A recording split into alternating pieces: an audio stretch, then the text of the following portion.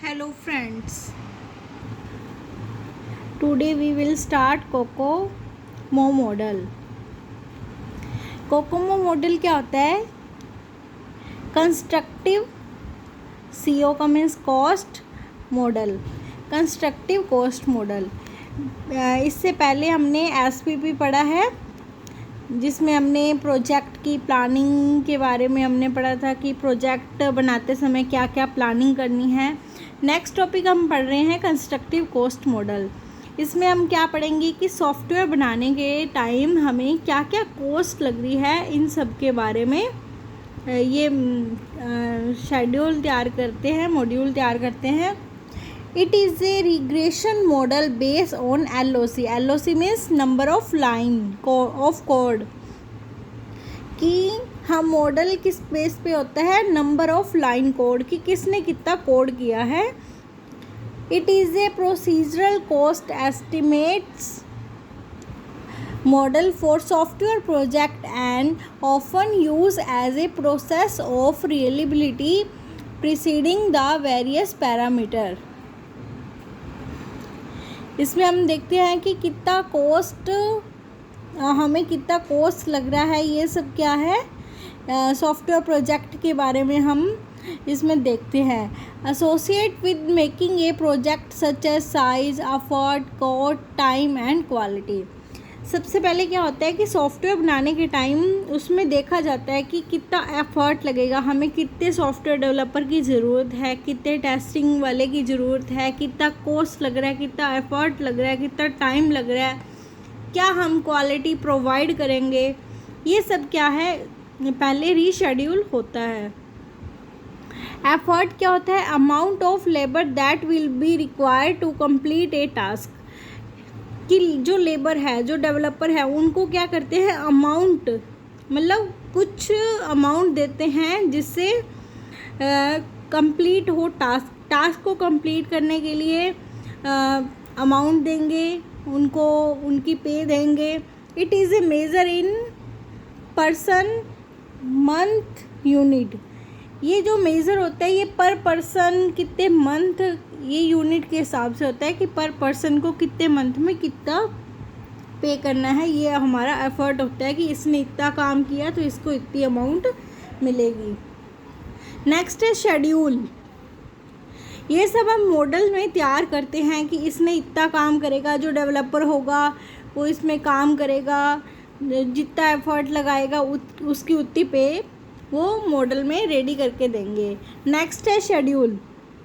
Simply mean the amount of the required for the completion of the job, which is of course proportion to the effort put. It is a measure in the unit of time such as weeks, month. Simply क्या है, simply means क्या है कि schedule तैयार करने के लिए हमें टाइम की रिक्वायरमेंट, कितना टाइम लगेगा। ये नहीं है कि हमने अमाउंट बता दी तो वो इतना टाइम ले, बहुत ज़्यादा टाइम ले ले, ऐसे नहीं है कि पर टाइम पे भी डिपेंड करता है for the completion of job. Effort proportional effort करना चाहिए। It is a measure in the unit of time such as weeks, month. ये हमारा जो मॉडल है वो जो हमें सॉफ्टवेयर डेवलप करना है वो कितने मंथ, कितने वीक्स में डेवलप हो जाएगा। ये है हमारा Kokomo model, constructive cost model, कि हमें जो सॉफ्टवेयर बनाने में कितना कॉस्ट आ रहा है ये हम देखते हैं। नेक्स्ट हम बेसिक कोकोमो मॉडल पढ़ते हैं जिसमें क्या है, can be use for quick and slightly rough calculation of software code. Its accuracy is somewhat restricted due to the absence of sufficient factor consideration. इसमें हम क्या देखते हैं कि एक रफली सॉफ्टवेयर के बारे में मतलब देख लेते हैं कि एक रफली लिख लेते हैं कि इस मॉडल में इतना अमाउंट पे करना है और ये सब चीज़ें उनका फैक्टर देखना है, क्या क्या उसमें एक रफ कैलकुलेशन करते हैं क्विकली। ये हम बेसिक कोकोमो मॉडल बनाते हैं, मतलब एक नॉर्मली मॉडल है जिसे हम Kokomo model, basic COCOMO model कहते हैं। और जो हाईली कोकोमो मॉडल होता है उसमें क्या होता है कि पूरा एक शेड्यूल तैयार करके, मीटिंग करके शेड्यूल तैयार होता है, that is Kokomo model. Next है हमारा प्रोजेक्ट मॉनिटरिंग प्लान।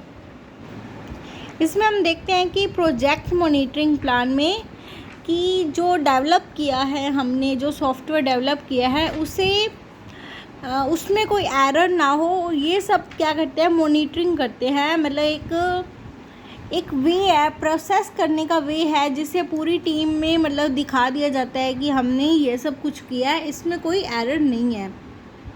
ये हम मॉनिटरिंग करते हैं। प्रोजेक्ट का मॉनिटरिंग प्लान कैसे होता है, should be develop in A transparent way so that all team, कि हम जो डेवलप किया है उसे ट्रांसपेरेंट कर देंगे पूरी टीम में। Monitoring plan must guard against any potential error, मतलब इसमें कोई भी एरर नहीं होगी। In practice and conform to several related standards. इसमें क्या होता है कि प्रोजेक्ट मॉनिटरिंग प्लान में क्या होता है कि जो डेवलपर हैं, काम कर रहे हैं, जो अनदर डेवलपर है अदर, उनको भी मतलब ट्रांसपेरेंट होना चाहिए कि पूरी टीम में कौन कौन सा जो डेवलपर है कौन कौन सा सॉफ्टवेयर डेवलप कर रहा है, इन सब के बारे में ट्रांसपेरेंट होना चाहिए, ताकि अगर कोई नहीं है तो उनके अगेंस्ट एक पोटेंशियल एरर है उसको दूर किया जा सके। प्रोजेक्ट मॉनिटरिंग प्लान में यूटिलिटी, फेसिबिलिटी, एथिक्स और एक्यूरेसी का पूरा प्लानिंग करते हैं। नेक्स्ट है रिस्क मैनेजमेंट। रिस्क मैनेजमेंट में क्या होता है कि कोई भी हमने जो सॉफ्टवेयर तैयार कर दिया, इन्हें वीकली या ईयरली में तैयार होता है कोई भी सॉफ्टवेयर, उसमें क्या क्या रिस्क होते हैं उनको मैनेज करना है। It is the identification, evaluation and prioritization and of risk follow by coordinate and economical application of resource, the minimize, monitor and control the probability or impact of unfortunate event or to minimize the realization of opportunity. It means जो evaluation किया है हमने, identification किया है, उसमें क्या है कि रिस्क को जो रिस्क को कम करेंगे हम, रिस्क को कम करने के लिए हम क्या करेंगे, जो भी प्रोबेबिलिटी है उनको, जो भी रिसोर्स है उनको मिनिमाइज़ करेंगे, कंट्रोल करेंगे, और जो अनफॉर्चुनेट इवेंट्स हैं उनको मैक्सिमाइज़ करेंगे, maximize the realization of opportunity. जो अनफॉर्चुनेट इवेंट है उनको मिनिमाइज़ करेंगे और मैक्सिमाइज़ क्या करेंगे हम जो हमने अपॉर्चुनिटीज़ लेनी है। Risk can come from various source including uncertainty in financial markets. Risk क्या मतलब, रिस्क के क्या क्या रिस्क कैसे हो सकता है किसी भी प्रोजेक्ट में। For example in financial markets में थ्रेड्स फ्रॉम प्रोजेक्ट फेलियर, अगर प्रोजेक्ट कोई फेल हो जाता है तो हमें उसका कैसे मैनेजमेंट करना है, मिनिमाइज़ करके। ये जो रिस्क हैं ये हमें प्रोजेक्ट में आ सकते हैं। For project failure, legal liabilities, natural causes, accidents, credit risk, disasters, deliberate attack,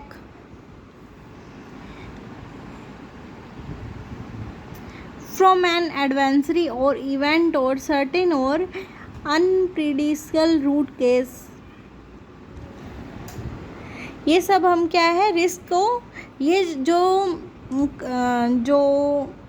causes हैं, नेचुरल कॉजेज़ हैं, इनके कारण जो हमारा प्रोजेक्ट है वो फेल हो सकता है, ये रिस्क को हम मैनेज करेंगे। इसके लिए 2 इवेंट होते हैं, एक होता है negative event and second positive event.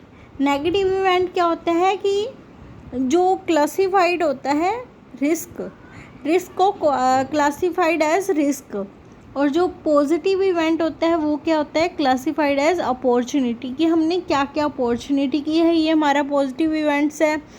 And negative events क्या है कि क्या क्या रिस्क आए हैं, ये सब क्या है, नेगेटिव इवेंट्स है।